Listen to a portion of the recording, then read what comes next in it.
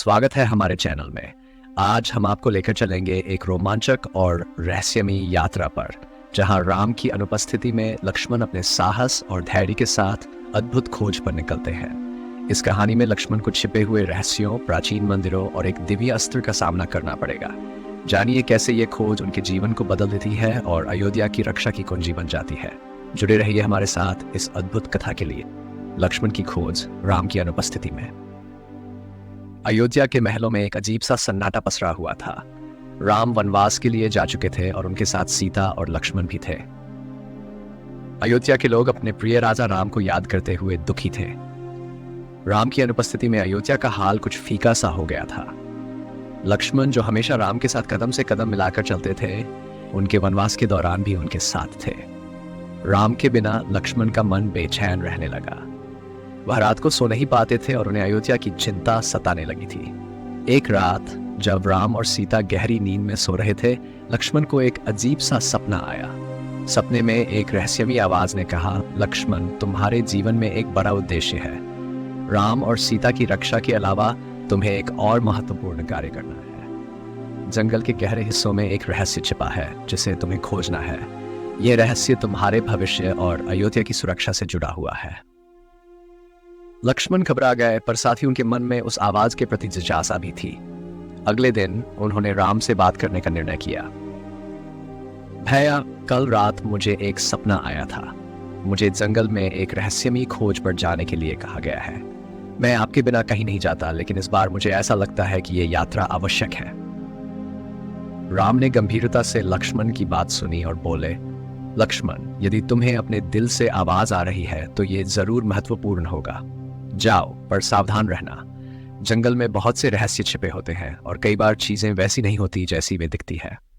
लक्ष्मण राम की अनुमति लेकर अकेले जंगल की ओर निकल पड़े। वह सशस्त्र थे और जंगल के हर कोने को ध्यान से देख रहे थे। चलते चलते वह जंगल के गहरे हिस्से में पहुंच गए, जहां पेड़ों की घनी छाया थी और सूरज की रोशनी भी मुश्किल से पहुंच रही थी। हवा में ठंडक और रहस्य की गंध थी। जंगल में कुछ घंटों तक रहने के बाद लक्ष्मण को अचानक एक आवाज सुनाई दी। यह आवाज वही थी जो उन्होंने अपने सपने में सुनी थी। लक्ष्मण, आगे बढ़ो। जो तुम खोज रहे हो वह तुम्हारे करीब है। लक्ष्मण उस आवाज की दिशा में बढ़ते गए। रास्ते में उन्हें कई अजीब चीजें देखने को मिली। पेड़ों के पत्ते चमकदार थे, जैसे उनमें कोई जादुई शक्ति हो। जंगल के कुछ हिस्से सामान्य से बिल्कुल अलग दिख रहे थे। अचानक लक्ष्मण को एक छोटा सा मंदिर दिखाई दिया जो पेड़ों के बीच छिपा हुआ था। मंदिर बेहद पुराना और रहस्यमयी था। उसके आसपास एक अदृश्य ऊर्जा का घेरा था, जिसे महसूस कर लक्ष्मण छिटक गए। लक्ष्मण ने मंदिर के अंदर प्रवेश किया। वहां की दीवारों पर पुरानी लिपियों में कुछ लिखा हुआ था जिसे वह पढ़ नहीं पा रहे थे, पर मंदिर के बीचों बीच एक चमकती हुई मूर्ति रखी थी। यह मूर्ति किसी साधारण व्यक्ति की नहीं, बल्कि एक दिव्य शक्ति की प्रतीत हो रही थी। मूर्ति को देखते ही लक्ष्मण के मन में कई सवाल उठने लगे। तभी मंदिर के अंदर से एक आवाज आई, लक्ष्मण, तुमने सही जगह पहुंच गए हो।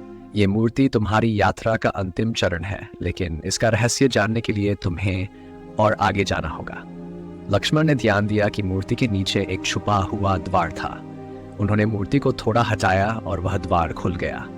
द्वार के अंदर एक सीढ़ी नीचे की ओर जाती थी। लक्ष्मण ने साहस जुटाकर सीढ़ियों से नीचे उतरना शुरू किया।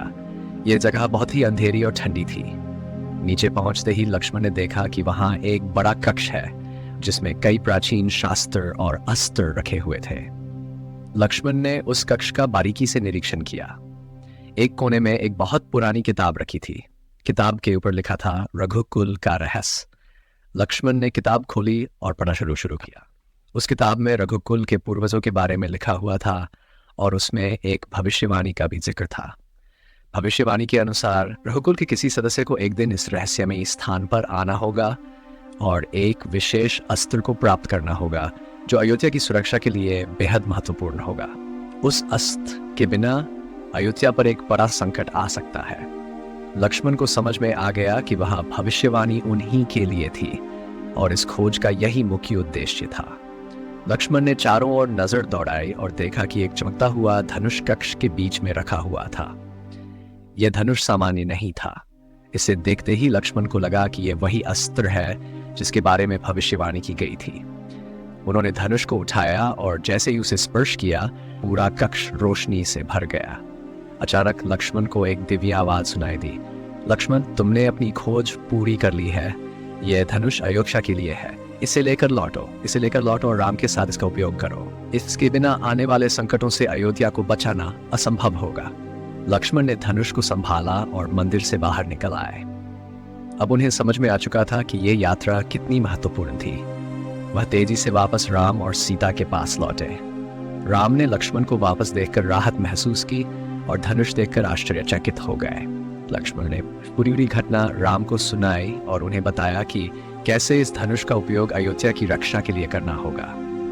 राम ने गंभीरता से लक्ष्मण की बात सुनी और बोले, लक्ष्मण, तुम्हारी ये खोज न केवल हमारे लिए बल्कि अयोध्या के भविष्य के लिए भी महत्वपूर्ण साबित होगी।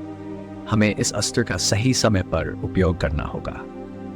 लक्ष्मण की इस रहस्यमय यात्रा ने उन्हें और भी अधिक शक्तिशाली और समझदार बना दिया था। उन्होंने ये सीख लिया था कि जीवन में हर रहस्य का एक उद्देश्य होता है और उसे खोजने के लिए साहस और धैर्य की आवश्यकता होती है। अब लक्ष्मण के पास वह अस्त्र था जो अयोध्या को किसी भी संकट से बचा सकता था। अयोध्या की रक्षा के लिए यह रहस्यमयी धनुष लक्ष्मण की सबसे बड़ी खोज थी और उसकी रक्षा की जिम्मेदारी अब राम और लक्ष्मण दोनों के कंधों पर थी।